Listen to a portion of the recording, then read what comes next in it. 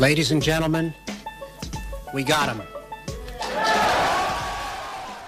Hi guys, and welcome to another Fool of the Week. Well, this week was full of fools, from Dominic Raab mixing up football players to Tory MPs trying to criticise the opposition for not supporting a Brexit tax on the poor and young people. But this week's fool is Sir Jeffrey Donaldson. Now, Jeffrey, it seems, wants to bring down the Northern Ireland Assembly because his party doesn't like the Northern Ireland Protocol. For those who don't know, the DUP campaigned for Brexit, they voted for Brexit, and ironically they still support Brexit. But like children throwing their toys out of the pram, they don't like the protocol, even though it's the consequence of Brexit. Here is the DUP leader talking about ending power sharing in the Stormont Assembly. I say not as a threat, but as a matter of political reality, that our political institutions will not survive a failure to resolve the problems that the protocol has created. Neither will those institutions survive an indefinite standstill period, and therefore urgent action is required. As someone who believes in devolution and who seeks to return to the Assembly, this is not something I want to see.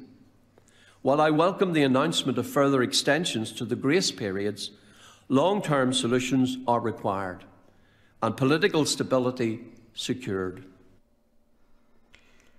So, remember, the DUP voted for Brexit, they campaigned for Brexit. Now, what is he doing here?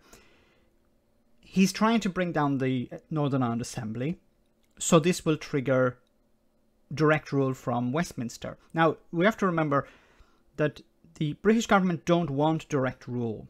Now, ironically, when it comes to Wales or Scotland, the Tories would be very happy to get rid of the Welsh Assembly and the Scottish Parliament. But when it comes to Northern Ireland, they don't want to touch it, not even with a barge pole, because it's too much of a headache. So they would prefer that the people of Northern Ireland have their assembly and they deal with the problems there. So you're going to have direct rule or you're going to have elections. Now, elections are going to be a huge problem for the DUP because their support over the last number of months has decreased. Voters, supporters, are going in two directions. Some of them are going to the UUP, the Ulster Unionist Party. Some are going to the Alliance Party, which is more moderate. And some are going in the opposite direction to the more extreme right-wing traditional unionist voiced party, which is, of course, against the protocol, pro-Brexit, anti-protocol for some reason. This is something I struggle to understand with Brexiteers in Northern Ireland. They're pro-Brexit but anti-protocol. Didn't they understand what they were voting for? Anyway, this is not going to work out very well for Sir Jeffrey, because you're going to lose support. If you have an election, you're going to lose. If you're going to have direct rule, you're going to take the blame for that. The British government don't want direct rule. The people of Northern Ireland don't want direct rule. They want their own assembly.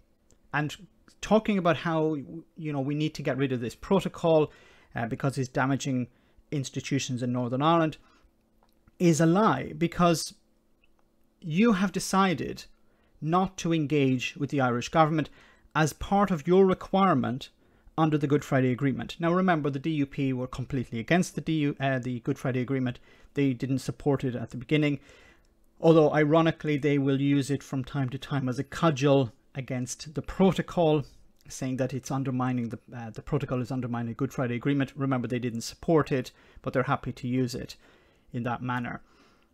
But going forward, businesses in Northern Ireland are satisfied with the protocol. They don't like every aspect of it, but they realize it's here to stay.